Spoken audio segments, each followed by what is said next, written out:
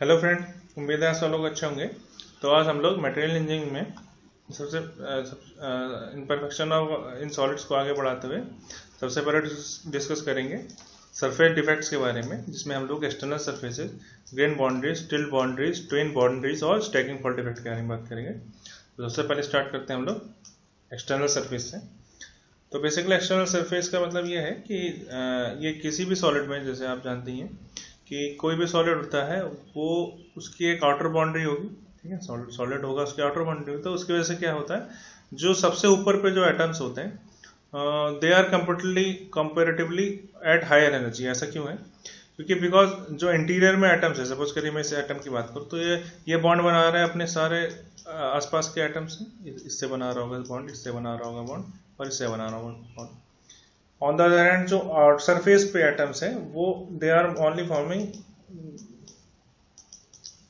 Less number of bonds as compare to your interior bond, ठीक है। तो इसकी वजह से क्या है, ये जो है एटम्स के पास बॉन्ड नहीं बन पा रहे हैं। इसकी वजह से ये जो सरफेस पे जो एटम्स है वो एट हायर एनर्जी पे रहते हैं, ठीक है। सिमिलर टाइप ऑफ फिनोमेना जो है आप जो है लिक्विड्स में भी देखते हैं, जिसकी वजह से लिक्विड्स में हम जो है सरफेस टेंशन की बात करते हैं। But in case of solid it's the क्योंकि जब ड्रॉपलेट गिरती है जब लिक्विड की, जब तो वो कुछ इस तरह का शेप ले लेती है, ठीक है, क्योंकि जो टेंशन है वो अंदर की तरफ लगता है।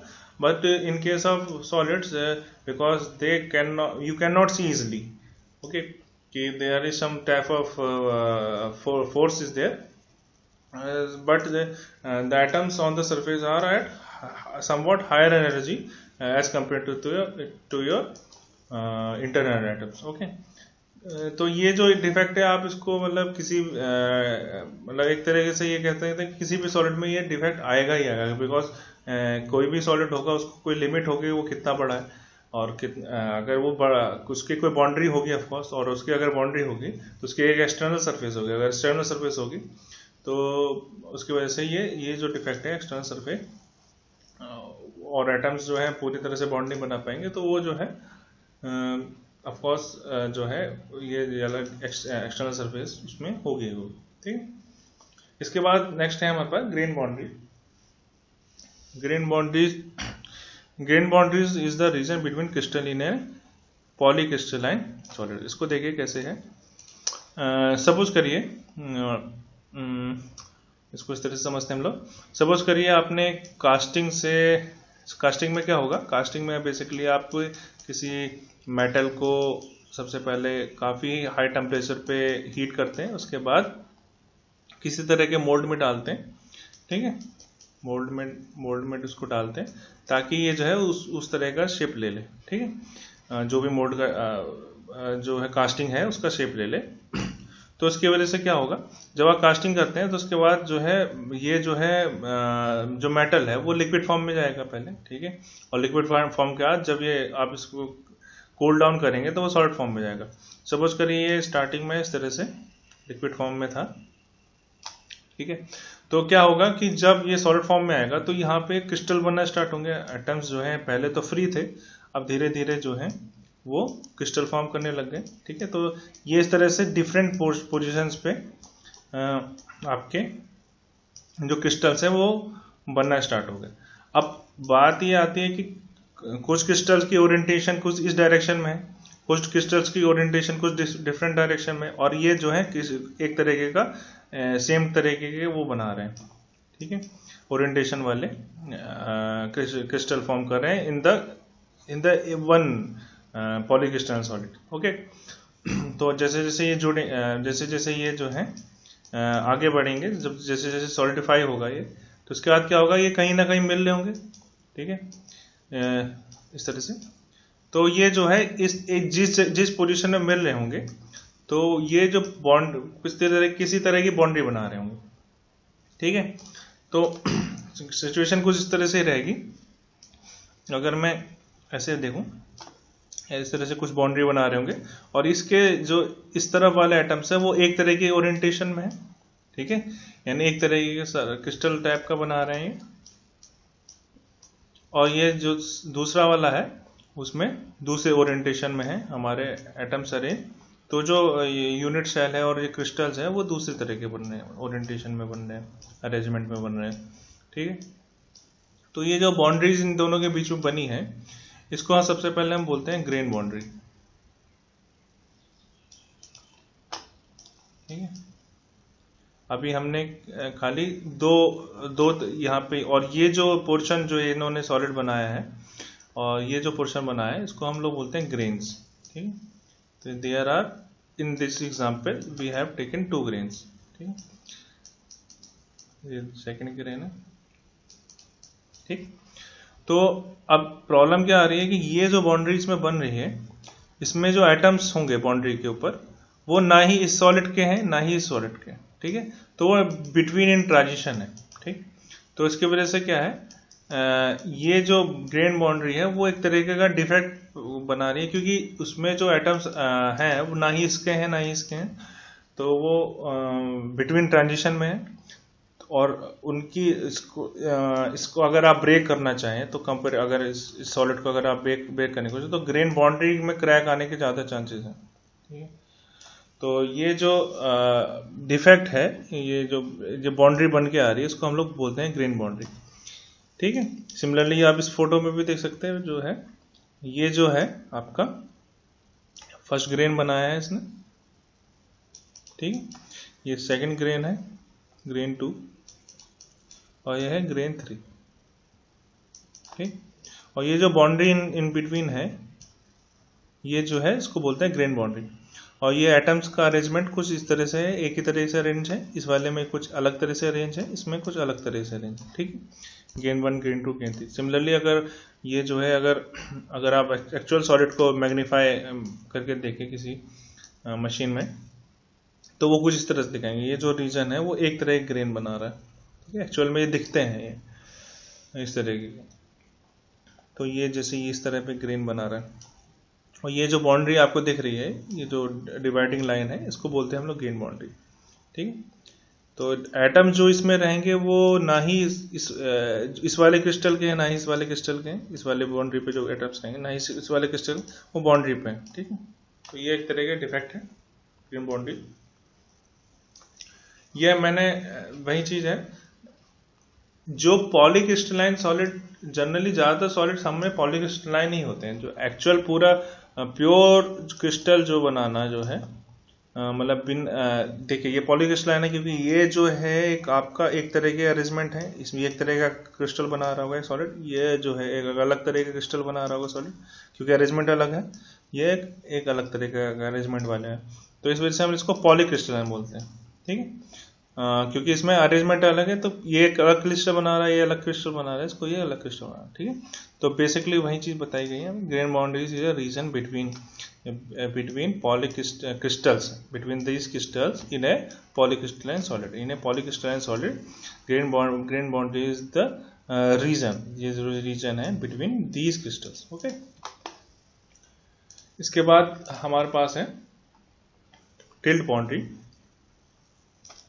बेसिकली जो टिल्ट बाउंड्री है वो कैसे होती है, वो बनती है formed by the set of parallel edge dislocation, ठीक है। एज डिसलोकेशन मैंने बताया था, जो एक परफेक्ट क्रिस्टल है उसमें कोई हाफ प्लेन आ जाता है, ठीक है। ये सपोज करिए इस तरह से क्रिस्टल है, बट उसमें जो है कोई एक हाफ प्लेन आ जाता है, जिसमें इसके नीचे के इस पोर्शन से नीचे के एटम जो है नहीं है इसमें, ठीक है। यहाँ इस वाले पोर्शन में एटम्स नहीं है, बट ये अलग जो है एक्स्ट्रा हाफ प्लेन जो है बनाया है। तो इस तरह से हम लोग इसको दिखाते हैं, मैंने पहले लेक्चर में बताया इसको।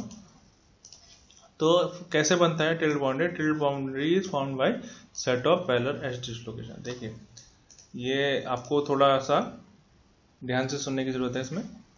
ये कुछ इस तरह से दिखेगा, ठीक है। और इसमें जो D है और ये जो B है, इसमें B जो है आप जानते हैं इसको बर्जर वेक्टर बोलते हैं।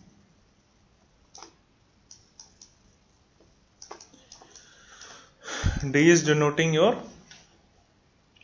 dislocation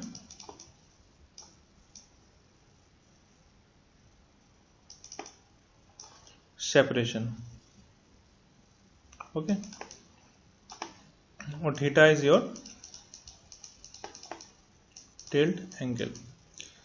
इसको आप आई थिंक इसको आप लोग शायद कंफ्यूज हो रहे होंगे क्या है क्या नहीं है, तो मैं थोड़ा सा ये देखिए इसमें थोड़ा सा बता दूं कि ये भी बेसिकली दो, आप इस तरह से समझिए कि एक क्रिस्टल था, उसमें आपने बीच में पार्टीशन कर दिया है, ठीक है, और एक क्रिस्टल जो है वो इस पोर्शन में है, ठीक, और दूसरा क्रिस्टल इस तरह से, और ये दोनों एक दूसरे के थीटा एंगल पे है इस तरह से। अगर मैं ऐसे बात करूं, अगर ये एक बाउंड्री है, ये इसको अगर मैं टिल्ट बाउंड्री बोलता हूं, तो one crystal is in forming like this, इस तरह से फॉर्म कर रहा है, और दूसरा क्रिस्टल कुछ इस तरह से फॉर्म हो रहा है, ओके। सो इस तरह से आप देख सकते हैं। तो अब जब ये जो बाउंड्री है इस पे अगर आप थोड़ा सा ध्यान दें तो इस पोजीशन पे जो बाउंड्री के जो पोजीशंस हैं, सिमिलरली इस तरह से देखेंगे हम, पहले इसको बना लेते हैं फिर बात करते हैं। इस तरह से बनेगा, आप इसको पूरा एक्सटेंड कर सकते हैं, ठीक। अब देखिए ये जो बीच में लाइन खींची मैंने, इसको मैं बोलूंगा टिल्ट बाउंड्री, ठीक है। अब ये क्या है कि ये जो अगर मैं देखूं तो ये क्रिस्टल है, इसको अगर मैं इस तरह से रोटेट कर दूं थीटा एंगल से, तो मेरा ये क्रिस्टल बन जाएगा, ठीक है। मतलब ये एक रीजन है जो कि बाउंड्री के इस तरफ है, दूसरा region is your right side. तो अगर मैं थीटा एंगल से इसको रोटेट कर दूं तो इस तरह से बनेगा। तो ये जो बाउंड्री बीच में है इसको हम बोलते हैं टिल्ट बाउंड्री, ठीक है। और देखिए क्या हो रहा है, यहाँ से एक क्रिस्टल का पोर्शन आ रहा है और यहाँ पे एंड हो जा रहा है, ये एक एक्स्ट्रा हाफ प्लेन की तरह है। इस तरह से देखेंगे, अगर मैं अगले पीपीटी स्लाइड में दिखाऊं तो इस तरह से ये कुछ ड्राइंग बनाएंगे आप, तो ये जो है इस तरह से बनी, और ये जो बाउंड्री है, ये जो डॉटेड लाइन से दिखाई है इस फिगर में, it is your tilt boundary, okay. और ये जो है आपका इस तरह से क्रिस्टल बना। अब ये जो पोर्शन है, ये जो यहाँ पे जो एटम्स होंगे वो यहाँ पे आके खत्म हो जा रहे हैं, but crystal is up to here. जो राइट हैंड साइड वाले उसकी बात करें, ग्रेन की बात करें, वो जो है यहाँ तक पूरा जाना चाहिए, लेकिन यहाँ पे एब्रप्टली एंड हो जा रहा है। तो ये एक तरह का डिसलोकेशन है इस पोजीशन पे। सिमिलरली ये लेफ्ट वाले के लिए ये जो यहाँ पे एब्रप्टली एक्स्ट्रा प्लेन है वो इस तरह से एंड हो रहा है, तो ये एक डिसलोकेशन है, ये एक डैश डिसलोकेशन है, ये एज डिसलोकेशन है, ये एक एज डिसलोकेशन है, ये यहाँ पे इस तरह से एकदम से खत्म हो जाए तो ये edge dislocation. There are parallel हैं ये सारे। ये जो है इस ये वाला जो एज डिसलोकेशन जो है, अगर मैं एक क्रिस्टल की बात करूँ, ये वाला जो एज डिसलोकेशन है ये इस तरह से जा रहा है, ये सारे जो हैं एक दूसरे के पैरेलल हैं, ठीक है। तो वही चीज है, found by a set of parallel edge dislocation. Tilt boundary कैसे, ये जो डिफेक्ट है वो कैसे बनता है, found by a set of parallel edge dislocation से बनता है। सबसे पहली बात तो ये, ठीक है। सिमिलरली जो सेकंड राइट हैंड साइड वाला ग्रेन है उसमें इस तरह से जो है पैरेलल जा रहे हैं, but they are ending there itself, so they are forming this type of dislocation, okay. चलिए ये चीज ठीक है। अब ये जो है, आप वही चीज बता रहा था मैं कि ये जो पोर्शन है ये कुछ इस तरह से थीटा एंगल से यहाँ से इस तरह से टिल्टेड है, इस वजह से इसको टिल्ट बाउंड्री बोलते हैं। और टिल्टेड किसके अलोंग है, थोड़ा सा ध्यान से ये देखिए, ये बाउंड्री है आपकी, ठीक है। ये अभी ये वन लाइन टाइप की दिख रही है, बट अगर इसको अगर मैं 3D में इमेजिन करूं तो ये कुछ प्लेन टाइप का होगा, ये परपेंडिकुलर टू दिस फोटो, मतलब ये कुछ इस तरह से परपेंडिकुलर होगा, इस तरह से प्लेन होगा कुछ, ठीक है। इस तरह से ये आपकी तरफ जो है प्लेन बनेगा, ठीक है। तो इट इज परपेंडिकुलर टू ये जो बाउंड्री है, क्योंकि ये तो 2D फिगर है, अगर मैं इसको 3D में देखूं तो ये एक प्लेन बनाएगा, ठीक। और ये टिल्टेड किसके अलोंग हुए हैं, ये tilted these crystals are tilted along this one, okay. तो एक्सिस ऑफ रोटेशन क्या है इनका, जो एक्सिस ऑफ रोटेशन है वो परपेंडिकुलर टू दिस प्लेन ही रहेगा, ठीक है। तो ये कुछ इस तरह से रोटेट करें, ये वाला क्रिस्टल अगर मैं इस तरह से रोटेट करूँ तो यहीं बन जाएगा। तो ये जो है एक्सिस ऑफ रोटेशन हो जाएगी जो इसके परपेंडिकुलर होगी और वो थीटा एंगल से रोटेट हुआ है। ठीक, इसको बोलते हैं टिल्ट बाउंड्री, इसी वजह से। ठीक है, और इसमें क्या खास बात है, खास बात ये है कि जो ये आपके टिल्ट, ये जो जिसके अलोंग ये रोटेट हुए हैं और जो एक्सिस है इनका, ये टिल्ट बाउंड्री जो है आपकी इज एंड जो ये जो रोटेशन का एक्सिस है दे आर पैरेलल। सबसे पहली बात, रोटेशनल एक्सिस जो है जिसके अलोंग ये रोटेट हुए हैं वो पैरेलल है। ठीक, अगर सिमिलरली अगर ये दोनों पैरेलल नहीं रहते तो हम इसको इस जो डिफेक्ट है उसको कह देते हैं ट्विस्ट बाउंड्री। ठीक, इन दैट केस जो प्लेन है उसके अलोंग जो है वो ये क्रिस्टल इस तरह से रोटेट करेगा, ये क्रिस्टल इस तरह से रोटेट करेगा। तो in that case twist boundary वाले केस में the boundary is perpendicular to your axis of rotation. Okay, तो वो that will be a case of twist boundary, but we are talking about tilt boundary. Okay, और generally ये जो angle of rotation है, ये theta जो angle है वो it is about in the region less than approximately 5 to 10 degree से कम का एंगल बनाता है। मतलब ये काफ़ी छोटा एंगल है, मतलब 5 डिग्री से 10 डिग्री से कम का एंगल बनाते हैं। ठीक है, तो ये हुआ आपका इस तरह से बनता है ये क्रिस्टल। ये मतलब फिगर जो चीज़ है ये कह रहा। अब ये जो डिफरेंट चीज़ है, ये एक तो सबसे पहली बात ये डिसलोकेशन है, तो इसमें बर्जर वेक्टर आएगा। तो बर्जर वेक्टर है, दिस वन इज योर मैंने बताया था ये जो डी है यहाँ जो आपका ये कैपिटल डी से डिनोट करा है in this figure, it is denoted by small D. Okay, तो रिलेशन बिटवीन दिस डी या D means dislocation separation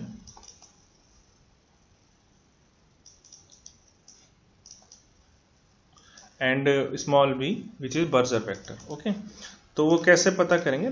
Berger vector basically क्या होता है? Berger vector is your small definition by definition is smallest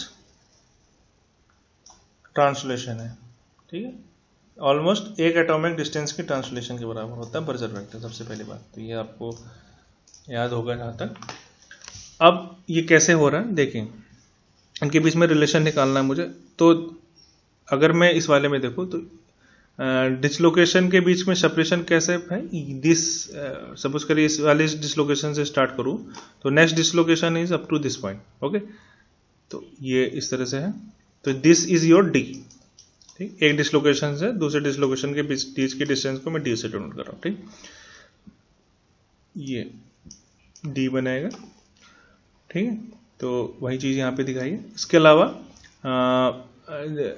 यहाँ पे जो है आपका बर्जर वेक्टर है, क्योंकि ये एक लैटिस डिस्टेंस के बराबर है। सिमिलरली कोई भी है होगा लगभग 1 लैटिस डिस्टेंस के बराबर होगा। तो इसमें रिलेशन निकालने के लिए आपको क्या करना है, देखिए सपोज करिए थीटा एंगल से इस तरह से रोटेट करा है। ठीक है, तो ये जो है बीच ये जो है अगर मैं हाफ क्रिस्टल की बात करूँ तो it is rotated by theta by 2 angle only. Okay, क्योंकि वो पूरा का पूरा थीटा से रोटेट करा तो आधा जो है ये राइट हैंड साइड वाला क्रिस्टल थीटा बाय 2 से रोटेट करा।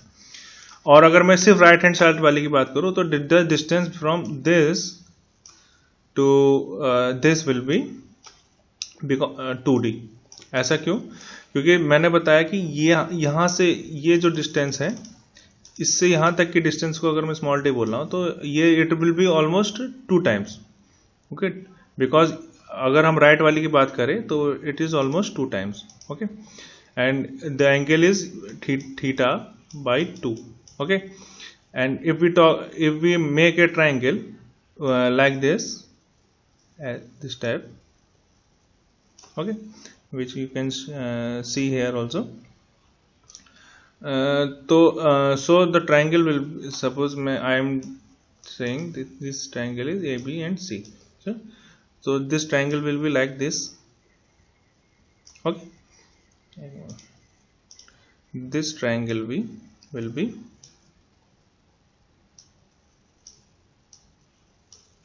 and this angle is 90 degree and this angle will be theta by 2. Okay, and this distance this from this to this will be 2d. This distance will be 2d, and this I am talking about this triangle. This distance will be b, equal to a Berger vector, because it is the smallest translation. If we now by trigonometry, you know that sine theta by 2 is equal to perpendicular upon hypotenuse. Perpendicular is your b divided by your hypotenuse, it is 2d. Okay, so this is the relation. When theta is very small, then sine theta by 2 is almost equal to your theta by 2. So the relation will become theta by 2 equal to b divided by 2d. Okay, 2 cancel, so theta will become almost b by d. Okay, so same relation is given here. Theta may, if you take here, so d equal to, here it is given b by theta. Theta if you take here, so theta will become b by d. Okay, so it is how you can see the tilt boundary. I think I elaborated too much in this. So this is called tilt boundary. Now next you can see this is next defect is your in surface defect is your twin boundary. What you can say in twin boundaries, atoms on one side of the plane twin boundaries mirror the atoms on the other side of a reflection atom position across the twin plane. Okay, so basically इसमें क्या रहता है कि देखिए, जैसे इस वाले figure से समझते हैं, ये आपका एक परफेक्ट क्रिस्टल का फिगर है, तो एटम्स जो है कुछ इस तरह से अरेंज होने चाहिए. ठीक है, अगर मेरे किसी वजह से एक बाउंड्री बन रही है यहाँ पे इस तरह से, ठीक, और वो कुछ बहुत पतली सी बाउंड्री, मतलब क्रिस्टल तो काफ़ी बड़ा होगा, ये बाउंड्री काफ़ी पतली सी रहेगी इस तरह से. उसमें क्या है कि जो एटम्स हैं, जो कि सपोज कर लेफ्ट साइड में ये दो, ये इस वाली लेयर की खाली बात कर रहा हूँ मैं अभी. तो ये जो एटम्स है on the left side, if you can see, तो they is making a mirror image here. Actually this atom should be here, okay, in this position, but due to some type of you can say forces, this atom is shifted from here to here, such that from first boundary there is some type of mirror image here. Okay, so ये जो atom इधर आ गया, ये वाला जो atom इस तरह से मिरर इमेज बना रहा है. ठीक, अगर आप इस तरह से शीशा रख दे तो इस तरह से बना रहा है यहाँ पे. ठीक, और सिमिलरली एक और दूसरी बाउंड्री है, इन सब के जो है मिरर इमेज बन, ये जो इंटरनल पे आपको मिला है, इस तरह के जो है एटम्स के, इनकी मिरर इमेज ये बना रहे हैं. ठीक है, तो इसकी वजह से क्या है कि इसको ट्विन बाउंड्री इसी वजह से बोलते हैं क्योंकि दो बाउंड्री से मिलकर बना है. सबसे पहली बात यार, to boundaries there.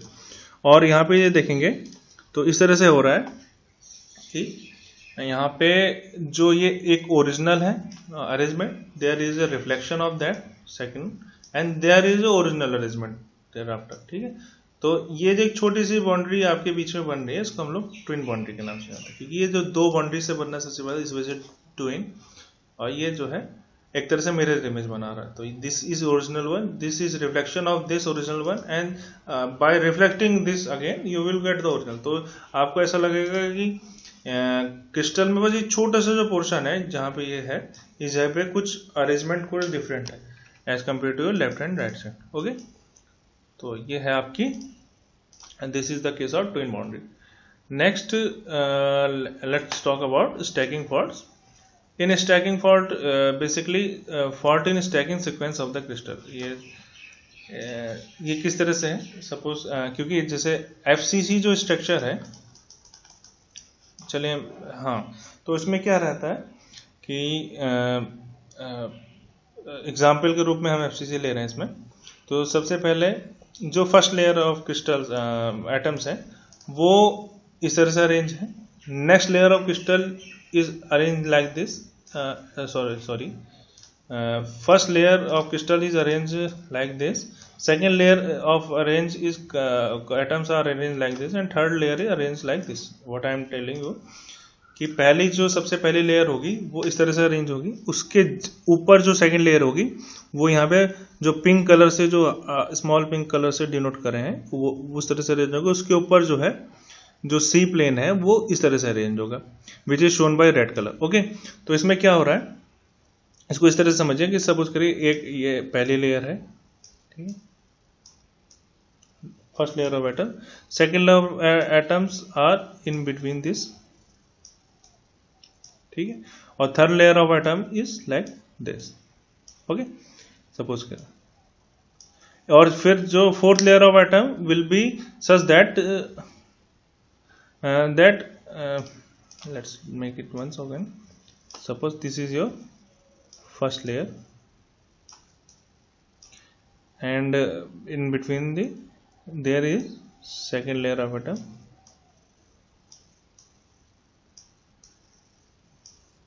and in between there is a third layer of atom. So, and if we talk about just above this there is a fourth layer of atom. देखिए थोड़ी ड्राइंग सही नहीं बन पाई है, लेकिन आप उसको थोड़ा सा समझा देता हूँ कि जो this layer of atom, suppose we are telling that this is a first layer, A layer, I am telling that it is a B layer, and this is a C layer, and this is a again A layer. What I am trying to tell you that the arrangement, suppose करिए ये अगर पहली वाली layer है, a layer की बात करूँ, तो इसके जो ऊपर बी लेयर है that is shifted somewhat left और राइट, मतलब ये जो है जस्ट इसके ऊपर नहीं है, ठीक है। ऐसे सी लेयर जो है ना ही ए के ऊपर होगी जस्ट ऊपर, ना ही बी के ऊपर होगी, it is shifted somewhat different. जो नेक्स्ट लेयर है दैट इज ए जो है एक एटम के ऊपर है, बी या जो फोर्थ लेयर है उसमें जो ये वाला जो सेकेंड एटम है वो सेकेंड एटम के ऊपर होगा, जो थर्ड वाला एटम है वो थर्ड वाले एटम के ऊपर होगा, और ये जो फोर्थ वाला एटम है वो वाला भी फोर्थ वाले एटम के ऊपर होगा, ठीक है। तो इस तरह से हम इसको ABC, और जो नेक्स्ट वाली जो फिफ्थ लेयर होगी इसके बाद first second third fourth fifth वाली लेयर होगी, उस वाले केस में वो जो है बी बना रही होगी, यानी जो एटम इसके ऊपर जस्ट इसके ऊपर एक अरेंज होगा, इसमें यहाँ से इसके ऊपर यहाँ अरेंज होगा, इसके ऊपर यहाँ पे अरेंज होगा, इसके ऊपर यहाँ, इसको बोलते हैं स्टैकिंग, मतलब जस्ट इसके ऊपर इस तरह से अरेंज है। वही चीज यहाँ पे FCC केस में जो स्टैकिंग है सीक्वेंस वो रहता है आपका किस तरह का, ABC, ठीक है। इन case of hexagonal the stacking sequence is like ABAB, okay. In FCC it is like ABC, ठीक है। तो बेसिकली जो ए लेयर के, अगर मैं FCC की बात करूं तो ए लेयर के ऊपर जो बी लेयर होगी उसके एटम्स जो है थोड़े शिफ्टेड होंगे, एंड ऑन उसकी जो बी लेयर के ऊपर सी लेयर होगी उसमें जो एटम्स और थोड़े से और शिफ्टेड होंगे, तो वो ना ही ए के ऊपर आ रहे होंगे ना बी के ऊपर आ रहे होंगे, दैट इज डिफरेंट। और इसके बाद जो नेक्स्ट लेयर आएगी that will be making A, then B and then C. तो जो फर्स्ट ए है उसके ऊपर सेकंड ए के आ रहे होंगे, ऐसे अगर और बनाएंगे तो इस तरह से जो थर्ड लेयर है ABC वाली, तो जो थर्ड ए है that will be above first and second and third layer of atom. तो ये हुआ। और सिमिलरली हेक्सागोनल में कैसे बनाता है, ABAB बनाता है। तो इसमें बस दो ही है, ए के ऊपर जो है बी नहीं आएंगे, थोड़े शिफ्ट होंगे, बट जो थर्ड लेयर होगी जो ए बनाएगी तो वो जस्ट ए के ऊपर होगी। It is A hexagonal, this is arrangement of ABAB, arrangement of hexagonal, okay. So sometimes what happens in stacking fault, ये स्टैकिंग में गलती की वजह से क्या होता है कि सपोज करिए ABC, ये it is A sequence of FCC structure, okay, A, B and C इस तरह से बना रहा है। और कभी किसी इसके ऊपर कैसा रहेगा, यहाँ पे यहाँ पे सी रहेगा, यहाँ पे बी रहेगा, यहाँ पे रहेगा। किसी रीजन की वजह से ये जो है सी ना होके यहाँ से गायब हो गया सी, तो in that case the sequence will become A B C A B, there C is not here, so then next will be A B and C. तो यहाँ पे जो है आपका सी होना चाहिए था, उसकी जगह क्या हुआ, यहाँ पे सी नहीं होने की वजह से ये देखिए अभी भी ये अगर मैं देखूं तो ए बी सी बना रहा है, बट अगर मैं इस रीजन की बात करूं तो ये किस तरह से बना रहा है, ये ए बी बना दिया यहाँ पे। तो ये सिमिलर आपका किस कहता है, हेक्सागोनल की तरह सिमिलर है, जो कि ए बी तरह के अरेंजमेंट बनाते हैं। तो ये इस तरह की जो मिस अरेंजमेंट है उसको हम लोग बोलते हैं स्टैकिंग फॉल्ट। वही सेम चीज़ यहाँ पे दिखाई, जो आपके ये जो ए लेयर है उसके नीचे यहाँ पे सी लेयर है, उसके नीचे बी लेयर है, उसके नीचे ए लेयर है। यहाँ पे सी लेयर होनी चाहिए थी, but due to some reason there is no layer okay of C, just जिसके नीचे जो है बी लेयर है। तो ये जो है एच सी बी यहाँ पे इस स्मॉल रीजन में किस तरह की अरेंजमेंट है, ये एच सी बी के लाइक है, ए बी टाइप की। Okay, but there should be arrangement like A B C, ठीक। So this is called stacking fault. Next, let's talk about something about volume defect. It is also called bulk and three-dimensional defect also. Example of this includes pores, cracks, foreign inclusion, and other phases. How they are different from 1D, 2D, or zero dimensional defect? So the main difference is about its size. Okay, suppose I am talking about pores. So similar to your vacancy defect in zero dimensional defects, vacancy defect की तरह vacancy defects में क्या होता है, कुछ atoms जो है अपनी पोजीशन से गायब होते हैं, उस क्रिस्टल के अंदर नहीं होते, ठीक है। तो सिमिलरली जो है यहाँ पे बहुत सारे एटम्स जो है अपनी पोजीशन पे नहीं है, लेकिन in case of vacancy defect they are only in small numbers में, यानी एक दो एटम्स नहीं है अपनी पोजीशन पे, उनको हम लोग वैकेंसीज बोलते हैं। जब ये बहुत ज्यादा जो है अपनी पोजीशन पे नहीं होते हैं तो हम इसको जो है उसको एक पूरे के मतलब काफी बंडल जो है मतलब इस तरह से अपनी पोजीशन पे नहीं होता, उसको बोलते हैं हम लोग पोर्स। ओके, तो सिमिलरली क्रैक में है, क्रैक में जैसे आप देख सकते हैं ये जो है दिस इज ए पोर, ये आपकी सैम मशीन होती है, हमारी यूनिवर्सिटी में भी है कोई है। तो ये एक तरह का माइक्रोस्कोप होता है, बड़ा ही सोफिस्टिकेटेड माइक्रोस्कोप होता है, उसके थ्रू ये फोटो खींची गई है। तो ये जो है मतलब हमने नहीं खींची, ये तो इसी तरह की कुछ फोटो आती है। तो ये जो इसमें है ये आपका पोर्स दिखा रहा है। सिमिलरली अगर फॉरेन, ये जो नेक्स्ट फिगर जिसमें है राइट हैंड साइड में, these are showing the foreign particle inclusion. Foreign particle inclusion जो है किसी जो सपोज करिए किसी आयरन में कुछ दूसरे तरीके का पार्टिकल इंक्लूड करती है काफ़ी बड़े एरिया में, तो उसको हम फॉरेन पार्टिकल इंक्लूजन कहते हैं। ये कुछ आपको लग रहा होगा इंटरस्टिशियल डिफेक्ट या दूसरे तरह के डिफेक्ट्स की तरह, but it is in on A 3D and large scale, that's why it's called volume defect. तो हम आपको ये एक चीज़ इंपॉर्टेंट है कि हमेशा जो डिफेक्ट्स हैं वो हमेशा नुकसान नहीं करते हैं, sometime they are beneficial also. Okay, sometimes we try to make it. So for example, in foreign inclusion type there is a condition called dispersion hardening.